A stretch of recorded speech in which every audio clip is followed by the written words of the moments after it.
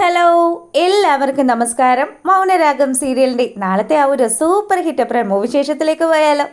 അങ്ങനെ നമ്മുടെ മനു ആണെങ്കിൽ നിഷയും കൂട്ടിയിട്ട് പുറത്തു പോവാന്നൊക്കെ വിചാരിക്കുക. അപ്പോൾ അവളോട് പറഞ്ഞു, എളുപ്പം തന്നെ റെഡിയായി വരിക കേട്ടോ, നമുക്ക് ഒരുമിച്ച് എവിടെയാണെന്ന് വെച്ചാൽ പോവാന്നും പറഞ്ഞു. അങ്ങനെ അവൻ ആ ഒരു സമയം നിന്ന് ആലോചിച്ചു, ഈശ്വര, സരയുൻ്റെ കാര്യത്തിൽ പറ്റിയതുപോലെയുള്ളൊരു അബദ്ധം ഇനി ഇവളുടെ കാര്യത്തിൽ പറ്റാൻ പാടില്ല.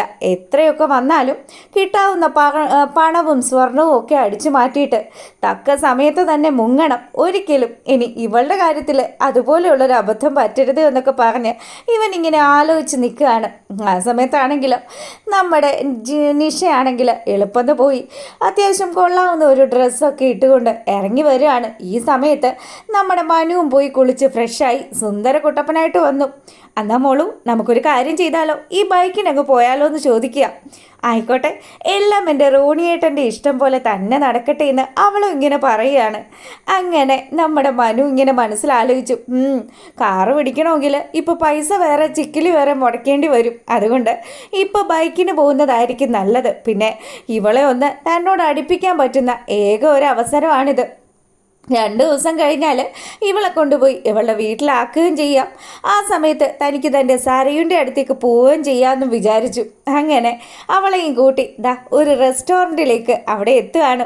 അപ്പം അവിടെ എത്തുന്നതിന് അതിന് കയറുന്നതിന് മുന്നേ നമ്മുടെ മനു ആണെങ്കിൽ നിഷയുടെ അടുത്ത് ഇങ്ങനെ മനസ്സ് തുറന്ന് സംസാരിക്കുക. മോളു, നമ്മൾ ഉദ്ദേശിക്കുന്ന പോലെയൊന്നും അല്ല നമ്മുടെ ജീവിതം നമ്മളെ കൊണ്ടുപോകുന്നത്.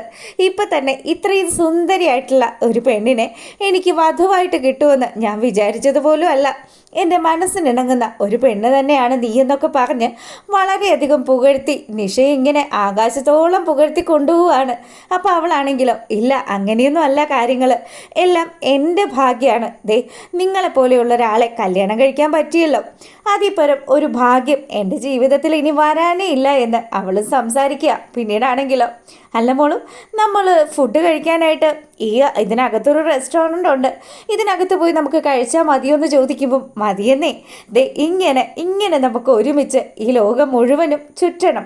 മോളെ, ഞാൻ പറഞ്ഞതുപോലെ തന്നെ കാനഡയിലേക്കോ അമേരിക്കയിലേക്കോ അല്ലെങ്കിൽ കൊറിയയിലേക്കോ എവിടേക്കാന്ന് വെച്ചാൽ മോള് പറഞ്ഞാൽ മതി. നമ്മുടെ ഹണിമൂൺ അവിടെ വെച്ച് ആഘോഷിക്കാമെന്നൊക്കെ പറഞ്ഞ് നിഷയോട് ഇങ്ങനെ അത്രയധികം പുളു ഇങ്ങനെ അടിച്ചു വിടുകയാണ് മനു. ഇവർ ഇങ്ങനെയൊക്കെ നിന്ന് സംസാരിച്ചു. ഈ സമയത്താണെങ്കിലോ നമ്മളെ കാണിക്കുന്നത് നമ്മുടെ ബഗാസുരനെയാണ്. രൂപ കൊണ്ടുവരുന്ന ചായയൊക്കെ നോക്കി ആക്രാന്തം മൂത്ത് ആശാൻ അവിടെ നിൽക്കുന്നുണ്ട്. എന്നിട്ടോ രൂപ പറഞ്ഞു, ഇന്നാ ഏട്ടാ ചായ കുടിക്ക്, എത്ര നാളായി എൻ്റെ ഏട്ടന് ഞാൻ എൻ്റെ കൈ കൊണ്ട് എന്തെങ്കിലുമൊക്കെ ഉണ്ടാക്കി തന്നിട്ട്. ഇവിടെ ഇന്നാണെങ്കിൽ ആ യാമിനി ഇല്ല, അതുകൊണ്ട് ഞാൻ എന്തെങ്കിലുമൊക്കെ ഉണ്ടാക്കി തരട്ടെ എന്ന് ചോദിക്കുമ്പം, വേണ്ട രൂപേ, ഭക്ഷണം കഴിക്കലും കാര്യങ്ങളും ഒക്കെ പിന്നീട് ഒരു ദിവസത്തേക്ക് മാറ്റാം. അല്ല, ഏട്ടൻ എന്തൊക്കെയാ ആലോചിച്ച് നിൽക്കുമായിരുന്നല്ലോ, എന്താ ഏട്ടൻ ആലോചിച്ചതെന്ന് രൂപ ഇങ്ങനെ ചോദിക്കുകയാണ്. അപ്പോൾ നമ്മുടെ ബഗാസുരൻ പറഞ്ഞു, അതെ, കല്യാണിയും കിരണും കൂടിയല്ലല്ലോ ഡൽഹിയിലേക്ക് പോകുന്നത്, ഡൽഹിയിലേക്ക് കല്യാണി തനിച്ചല്ലേ പോകുന്നത്. അപ്പം ആ സമയത്ത് നമുക്ക് കല്യാണിയെ തീർക്കാനായിട്ട് ഒരു പദ്ധതി ഉണ്ടാക്കിയാലോ എന്ന് ചോദിക്കുകയാണ്. ദുഷ്ടൻ, എൻ്റെ കുഞ്ഞിനെ തീർക്കാൻ വേണ്ടിയിട്ട് അവൻ പദ്ധതി ഉണ്ടാക്കുകയാണല്ലോ എന്നൊക്കെ ഇവളിങ്ങനെ മനസ്സിലാലോചിക്കുകയാണ്. അപ്പോഴത്തേക്കിനും, നീ എന്താ രൂപയെ ആലോചിക്കുന്നത്, ഞാൻ പറയുന്നത് വല്ലതും നീ കേൾക്കുന്നുണ്ടോ എന്ന് ഇവൻ ഇങ്ങനെ ചോദിക്കുകയാണ്. ആ സമയമാണെങ്കിൽ, ഉണ്ടേട്ടാ, കേൾക്കുന്നുണ്ട്. നമ്മുടെ സരിയും അതുപോലെ തന്നെ കിരണും തമ്മിലുള്ള വിവാഹം നടക്കണമെങ്കിൽ ഇനിയിപ്പോൾ കല്യാണിയെ തീർക്കാതെ മറ്റു മാർഗങ്ങളൊന്നും ഇല്ലല്ലോ എന്ന് രൂപ ഇങ്ങനെ പറയുമ്പോഴത്തേക്കിനും, അതെ, അപ്പോൾ നിനക്ക് ആ ഒരു വിചാരമൊക്കെ ഉണ്ടല്ലേ, നീ ഈ ഒരു ചിന്തയൊക്കെ ഉണ്ടായിട്ടാണോ ഈ കാര്യത്തിന് വേണ്ടി പ്രവർത്തിക്കാത്തതെന്നൊക്കെ ഈ ചേട്ടൻ ഇങ്ങനെ അനുജത്തിയെ ഇങ്ങനെ ശകാരിക്കുകയാണ്. അപ്പം അവൾ പറഞ്ഞു, അതെ ഏട്ടാ, ഞാൻ വിചാരിക്കുന്ന പോലെയൊന്നും അല്ല കാര്യങ്ങൾ. ഇപ്പതാ എത്ര ദിവസമായി ഞാൻ ആ സേനനെ കൊല്ലണമെന്നൊക്കെ വിചാരിച്ച് ഈ വീട്ടിൽ വന്ന് താമസിക്കാൻ തുടങ്ങിയിട്ട്, എന്നിട്ട് എനിക്കതൊക്കെ പറ്റുന്നുണ്ടോ? ഇല്ല, ഇതിനൊക്കെ അതിൻ്റേതായിട്ടുള്ള ഒരു സമയവും സന്ദർഭവും ഒക്കെ ഉണ്ട്. അതൊക്കെ ഒത്തിണങ്ങി വന്നെങ്കിൽ മാത്രമേ നമുക്കതൊക്കെ ചെയ്യാൻ പറ്റുള്ളല്ലോ. അതുകൊണ്ട് ഏട്ടനൊന്ന് ക്ഷമിക്ക്. പിന്നെ കല്യാണിയുടെ കാര്യത്തിൽ നമുക്ക് മറ്റെന്തെങ്കിലും ഒരു മാർഗം നോക്കാമെന്നൊക്കെ പറഞ്ഞ് തൽക്കാലം രൂപ നമ്മുടെ ബഗാസുരനെ ഒന്ന് ആശ്വസിപ്പിക്കുകയാണ്. പക്ഷേ പുള്ളിക്കാരനാണെങ്കിൽ കട്ട പ്ലാനിങ്ങിലാണ്. എത്രയൊക്കെ വന്നാലും കല്യാണിയുടെ കാര്യത്തിൽ തീരുമാനം എടുക്കാൻ പറ്റുന്ന ഏറ്റവും നല്ലൊരു സന്ദർഭമാണ് അവൾ തനിച്ച് ഡൽഹിയിലേക്ക് പോകുന്നു എന്ന് പറയുന്നത്. എൻ്റെ 2-3 പിള്ളേരെ അങ്ങ് അയച്ചു കഴിഞ്ഞാൽ അവന്മാർ ഇവളുടെ കാര്യത്തിൽ ഒരു തീരുമാനമാക്കുമെന്നുമൊക്കെ ഈ ആളിങ്ങനെ ചിന്തിച്ച് കൂട്ടുകയാണ്. പിന്നീടാണെങ്കിലോ നമ്മുടെ കല്യാണിയും അതുപോലെ തന്നെ കിരണും കൂടെ അവിടെ നിന്നും അവർ ആ ഒരു റെസ്റ്റോറൻറ്റിലേക്കൊക്കെ ഇറങ്ങുകയാണ്. അപ്പോൾ കുറച്ച് ഷോപ്പിങ്ങും കാര്യങ്ങളും ഒക്കെ ഉണ്ട്. കല്യാണിക്ക് കുറേ സാരിയും കാര്യങ്ങളും ഒക്കെ പർച്ചേസ് ചെയ്യണമെന്നൊക്കെ വിചാരിച്ചിട്ടാണ് രണ്ടുപേരും കൂടെ അങ്ങനെ അങ്ങോട്ട് പുറത്തേക്ക് ഇറങ്ങിയത്.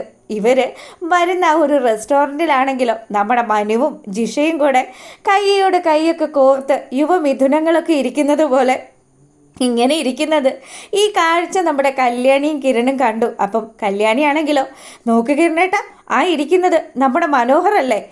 അപ്പം അവൻ അടുത്ത ഇരയെ കണ്ടെത്തിയിട്ടുണ്ടല്ലോ, അവൾ മിക്കവാറും അവൻ്റെ കാമുകയാകാനാണ് സാധ്യത എന്നൊക്കെ പറഞ്ഞു. അപ്പം നമ്മുടെ കല്യാണി ആ പെങ്കൊച്ചിനെ ഒന്ന് സൂക്ഷിച്ച് നോക്കുമ്പോഴാണെങ്കിലോ അല്ല കിരണേട്ടാ, ഇത് നമ്മുടെ മേഘ്നയുടെ അനുജത്തിയല്ലേ? ഇവളും ഇവനും തമ്മിൽ എന്താ ഇടപാട്? ഈശ്വര, ഇത് കണ്ടിട്ടാണെങ്കിൽ എന്തോ ഒരു ചുറ്റിക്കളിയാണല്ലോ എന്നൊക്കെ പറഞ്ഞ് നമ്മുടെ കിരണിനോട് കല്യാണി ഇങ്ങനെ കാര്യങ്ങൾ പറയുമ്പോഴത്തേക്കിനും ദൈവമേ, ഈ കാര്യങ്ങളൊന്നും മേഘ്ന കണ്ടിട്ടില്ലല്ലോ.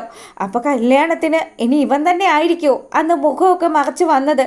എനിക്ക് എന്തൊക്കെയോ ഒരു കാര്യങ്ങൾ സംശയം തോന്നുന്നു എന്നൊക്കെ പറഞ്ഞ് നമ്മുടെ കല്യാണിയാണെങ്കിൽ കിരണിൻ്റെ അടുത്ത് ഇങ്ങനെ സംസാരിച്ചു. അപ്പോൾ കിരണാണെങ്കിലോ അവനെ ഞാൻ കുടഞ്ഞോളാം, അവനെ കൊണ്ട് തന്നെ സത്യങ്ങളൊക്കെ ഞാൻ പറയിപ്പിക്കാമെന്നും പറഞ്ഞ് കിരൺ നമ്മുടെ മനുവിൻ്റെ അടുത്തേക്ക് ചെല്ലുകയാണ്. അപ്പം മനു ആണെങ്കിലോ കിരണിനെ കണ്ടതും ആ ഒരു മെനു ചാർട്ട് എടുത്ത് മുഖമൊക്കെ മറക്കുകയാണ്. അപ്പം ഈ നിഷയാണെങ്കിലോ എന്താ റോണിയേട്ടനെ എന്താ മുഖമൊക്കെ മറച്ചിരിക്കുന്നതെന്ന് ചോദിക്കുമ്പം അതെ, ദാ വരുന്നത് വലിയ പ്രശ്നക്കാരാണ്, എന്തായാലും ഞാൻ അവനെ ഒന്ന് ഡീൽ ചെയ്തിട്ട് വരാമെന്നും പറഞ്ഞ് നിഷയെ അവിടെ ഇരുത്തിയിട്ട് നമ്മുടെ മനു ആണെങ്കിലോ കിരൺ സാറേ വരൂ, കുറച്ച് സംസാരിക്കാനൊക്കെ ഉണ്ടല്ലോ, ഒരുപാട് കാലമായല്ലോ കണ്ടിട്ടെന്നൊക്കെ പറഞ്ഞ് നമ്മുടെ കിരണിനെയും കൂട്ടിയിട്ട് ദാ വെളിയിലേക്ക് പോവാണ്. അപ്പോൾ കിരൺ ചോദിച്ചു, എടാ ആരാടാ നിൻ്റെ കൂടെ ഇരിക്കുന്ന ആ പെങ്കൊച്ച്?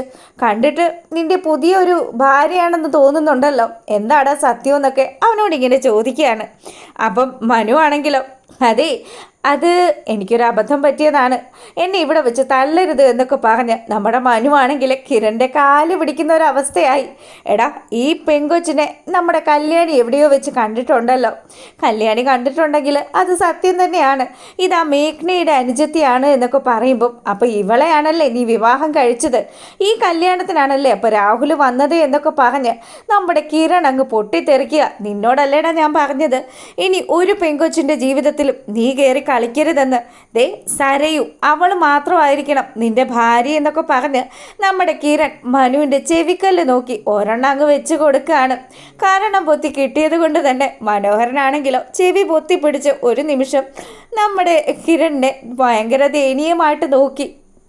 കിരണാണെങ്കിലോ നിന്നോട് പലതവണ ഞാൻ പറഞ്ഞതാണ്, ദേ പാവപ്പെട്ട പെൺപിള്ളേരെ ശല്യം ചെയ്യരുതെന്ന്, അതൊന്നും പറഞ്ഞിട്ട് നിനക്കിതൊന്നും കേൾക്കാൻ പറ്റുന്നില്ലല്ലേ? ദേ നിന്നെയുള്ള ആൾക്കാരെയൊക്കെ ഇതുപോലെ കൈകാര്യം ചെയ്യണമെന്ന് പറഞ്ഞ് കിരണാണെങ്കിൽ വീണ്ടും നമ്മുടെ മനുവിനെ കൈകാര്യം ചെയ്യാൻ പോകുമ്പോൾ മനു ആണെങ്കിലോ എൻ്റെ പൊന്ന് കിരൺ സാറെ ചതിക്കരുത്, ഞാൻ എങ്ങനെയും ജീവിച്ചോളാം, ആ സരയുടെ കൂടെ താമസിക്കാനോ അവളുടെ ഒപ്പം ജീവിക്കാനോ ഒന്നും ഇനി എനിക്ക് പറ്റത്തില്ല സാറേ, ഞാൻ എവിടെയെങ്കിലും മര്യാദക്ക് അടങ്ങി ഒതുങ്ങി ഇതുപോലെ പെൺപിള്ളേരുമായിട്ട് കഴിഞ്ഞോളാം എന്നൊക്കെ പറയുകയാണ്. അങ്ങനെ നിൽക്കുന്ന അടിയൊക്കെ കൊണ്ട് ആകെ മൊത്തം അവശതയിൽ നിൽക്കുന്ന നമ്മുടെ മനുവിനെ കാണിച്ചുകൊണ്ടാണ് ഇന്നത്തെ ആ ഒരു എപ്പിസോഡിൻ്റെ വിശേഷങ്ങൾ വന്നിട്ടുള്ളത്.